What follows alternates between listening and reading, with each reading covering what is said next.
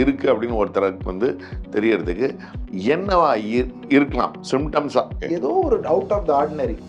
அது ஒரு usual presentation, முக்கியமான ப்ரெசன்டேஷன். ரெண்டாவது ப்ரெசன்டேஷன் வந்து discomfort.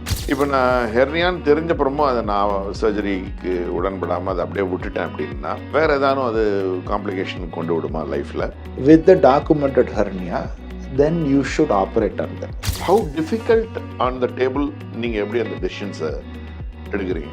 At the end of the day, your responsibility is to do a safe surgery and bring the patient back out safe and discharge them home. Hello viewers, எல்லாருக்கும் வணக்கம். நான் குமார் நடராஜன்.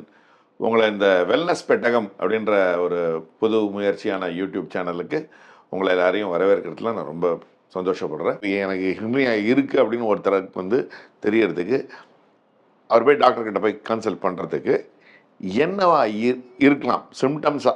யூஷுவலாக வீக்கம், swelling. சரிங்களா? So வந்து அப்நார்மலான ஒரு swelling. இந்த இடத்துல முன்னால் எனக்கு இந்த வீக்கம் இருக்காதே, எனக்கு முன்னால் தொப்புள் இப்படி இருக்காதே, இப்போ கண்ணாடியில் பார்த்தா தொப்புள் வேற மாதிரி தெரியுது, முன்னால் உள்ளெல்லாம் இருக்கும், இப்போ ஒரு மாதிரி ஃப்ளாட்டாக இருக்குது, இல்லாட்டி வெளியில் வந்த மாதிரி இருக்குது, இல்லாட்டி கண்ணாடிலையோ நேர்லேயோ பார்த்தா எனக்கு இந்த கிராயின் ஏரியாவில் ஒரு வீக்கம் இருக்குது, இல்லாட்டி ஏற்கனவே பண்ண அந்த ஆப்ரேஷன் தழும்புல ஒரு வீக்கம் வர்ற மாதிரி இருக்குது. ஓகே, ஏதோ ஒரு அவுட் ஆஃப் த ஆர்டினரி. அது ஒரு யூஷுவல் ப்ரெசன்டேஷன், முக்கியமான ப்ரெசன்டேஷன். ரெண்டாவது ப்ரெசன்டேஷன் வந்து டிஸ்கம்ஃபர்ட். சம் பேஷண்ட்ஸ் நமக்கு ஹெர்னியா இருக்கிறது அவங்களுக்கு தெரியாது, பட் எனக்கு இந்த இடத்துல வலிக்குது டாக்டர், நான் இந்த மாதிரி ஆக்டிவிட்டி பண்ணேன்னா, நான் ஸ்டேர்ஸ் வேகமாக ஏறினேன்னா, நான் வெயிட் தூக்கினேன்னா சம்டைம்ஸ் வலிக்குது டாக்டர், பிறகு நான் கொஞ்சம் ரெஸ்ட் எடுத்துட்டா நல்லாயிருது. நம்ம ப்ரொஃபஷனல் எக்ஸாமின் பண்ணால் அங்கே ஹெர்னியா இருக்கிறதை கண்டுபிடிக்கலாம். ஸோ வந்து எந்த இடத்துல ஹெர்னியா இருக்குன்றதை பொறுத்து presentation can vary, especially children, elderly population where they are not aware. சின்ன குழந்தைங்க நீங்கள் வீக் இருக்குன்றது குழந்தைக்கு ரெக்கக்னைஸ் பண்ணக்கூடிய பக்குவம் கிடையாது. முதியோர்களுக்கும் அந்த பிரச்சனை இருக்கு. நல்ல வயசானவங்க, talking about people in the 80s, 90s, 70s, sometimes they don't realize, they don't check every part of their body to know what is happening. எப்பவுமே இருந்துச்சு டாக்டர், வீக்கம் இருக்கும், தானா உள்ள போயிடும், எனக்கு அதனால பெருசாக பிரச்சனை இல்லை. எஸ்பெஷலாக படுத்து காலையில் எழும்புனா வீக்கம் இருக்காது, ஈவினிங் இருக்கும், பட் நான் நைட் தூங்க போவேன், அப்புறம் அடுத்த நாள் காலையில் வீக்கம் இருக்காது. அப்படி தான் இருந்துச்சு டாக்டர். இப்போ 2 நாளாக வெளியிலேயே இருக்குது, அந்த இடம் வலிக்குது, நான் வாந்தி எடுக்கிறேன், நான் மோஷன் போகலை, ஸோ போய் இன்டெஸ்டைன் உள்ள போய் பிளாக் ஆகுது. ஸோ அக்யூட் ப்ரெசன்டேஷன் அப்படியும் வரல. Where that is genuine emergency where you have to operate then and there.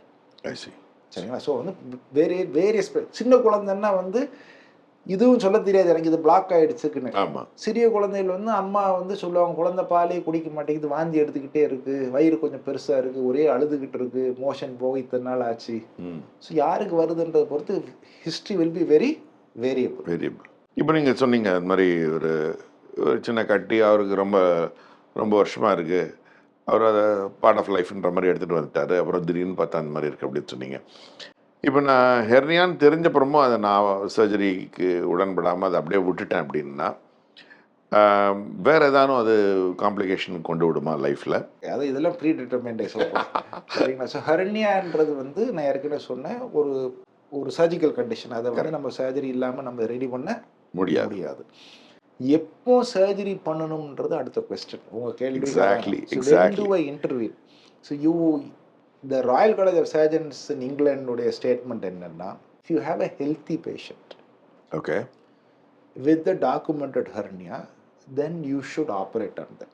So if you have a very frail patient, ரொம்ப சிக்கான ஒரு பேஷண்ட், இவங்களுக்கு ஆப்ரேஷன் பண்ணாலே இவங்களுக்கு அலர்ட் ஆயிரும்னு சொல்கிற பேஷண்ட்டுக்கு ஒரு நான் காம்ப்ளிகேட்டட் ஹெர்னியா இருக்கும் பட்சத்தில் வெயிட் அண்ட் வாட்ச் பண்ணலாம். பட் அது பிரச்சனை வந்து தான் நான் பண்ணுறேன்ற ஆட்டிடியூட் தப்பான attitude. Because as time goes by the hernia will slowly become bigger. இது ஒரு பேட்ச் ஒர்க் தான், இது literally a patch work. Right? நான் சின்னதாக செவரில் ஒரு கிராக் இருக்கும் போது நான் பேட்ச் ஒர்க் பண்ணுறது எப்படி, த்ரூ கிராக் வந்தவர் செவரியே மொத்தத்தை இடித்து முதல்ல இருந்து கெட்டுறன்றது எப்படி. ஸோ வந்து the smaller the hernia the better the results. அது யூனிவர்சல். அப்டாமினல் வால் ரீகன்ஸ்ட்ரக்ஷன்ஸ்ன்றதா இப்போ buzzword. So you reconstruct the abdominal wall so that it behaves like an abdominal wall. You don't just patch the hole. Superb. So வந்து it is வயிறுன்றது is a cylinder. And very barely supported. Mostly it's a muscular cylinder. So muscular cylinder நீங்கள் வந்து proportionate support பண்ணி மொத்த cylinder has to work as a unit. So the bigger the hernia the more complicated the process. Operation.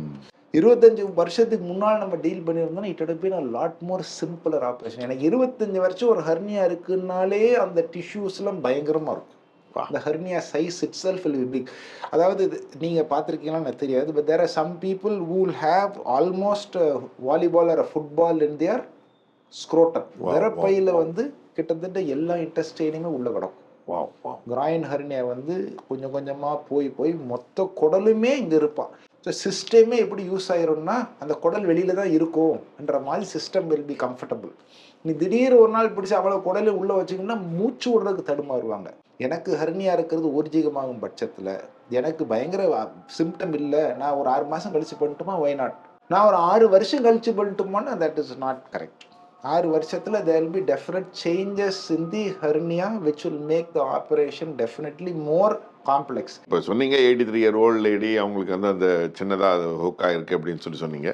இப்போ அந்த குடலை நீங்கள் cut பண்ணியிருக்கீங்க இல்லையா, அதை நீங்கள் பண்ணி பேட்ச் பண்ண போகிறீங்க.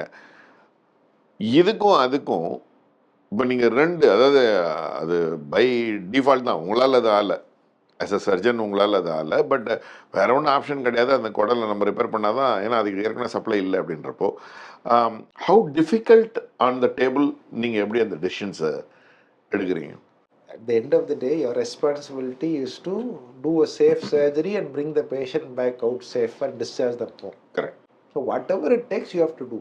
Whatever it takes, the burden is on you. Wow. The judgment is on the surgeon who is operating. Wow. So that is where experience comes in. Okay. So the more you are, the longer you are in practice, the more you will know how to deal with these kind of patients, when to intervene, what kind of intervention will be the most appropriate. எவ்வளோ கொஞ்சமாக அவங்கள வந்து disturb பண்ணுறோமோ அவ்வளோ சீக்கிரம் patient வெளியில் போவோம். ரொம்ப ஹீரோயிக்காக நம்ம எதாவது பண்ணோம்னா sometimes it will backfire. Okay. So the lesser the intervention sometimes the better for that. இப்போ நீங்களாம் வந்து when patient goes to you consult பண்ணும்போது நீங்கள் சொல்கிறீங்க, ஓகேப்பா உன் லைஃப் ஸ்டைல் இது மாதிரி சேஞ்ச் பண்ணிக்கோ, கரெக்டாக இந்த டயத்துக்குலாம் சாப்பிட்ரு, வேலை கரெக்டாக சாப்பிடு அப்படின்னு அம்மா எப்படி சொல்லுவாங்களோ அதுக்கு அடுத்தபடியாக சொல்கிறது வந்து டாக்டர்ஸ் தான். நீங்கள்லாம் எப்படி உங்களோட ஷெடியூலில் அந்த மாதிரி சிஸ்டமேட்டிக்காக கொண்டு வந்துக்கிறீங்க? ஏன்னா நான் வெனவர் ஒரு எமர்ஜென்சி அப்படின்னா அந்த மீல் டைமாக இதுவா இல்லை காஃபி டைமாக எல்லாத்தையும் ஸ்கிப் பண்ணிட்டு தான் நீங்கள் ஓடுறீங்க. ஏன்னா உங்களுக்கு வந்து ஒரு பேஷண்ட்டை அவங்களோட உசுறு தான் வந்து உங்களுக்கு வந்து அங்கே பிரைமஃபஸியாக இருக்குது. இது எப்போயா தான் சார் வருது அப்படின்னா ஒன்றும் பிரச்சனை கிடையாது. ஆல்மோஸ்ட் டே இன் டே அவுட் நீங்கள் அது மாதிரி ஃபேஸ் பண்ணிட்டு இருக்கீங்க. அந்த மாதிரி இருக்கும்போது அந்த ரொட்டீன்லாம் நீங்கள் எப்படி ஹேண்டில் பண்ணுறீங்க? So it is not only the doctors, all paramedical staff are more or less the same. சரிங்களா, whether it is nurses whatever எல்லாருமே அந்த ஹாஸ்பிட்டல் இண்டஸ்ட்ரியில் வேலை செய்கிற எல்லா மெடிக்கல் ரிலேட்டட் பீப்புளுக்குமே இது பொதுவாக it will be true. You have to be aware, you have to listen to your body. Okay. சரிங்களா. ஸோ வந்து there is a very fine line between abusing your body and taking care of your body. So you should take care of your health as doctors, as the physician community, surgeons community. There is not enough importance given to this.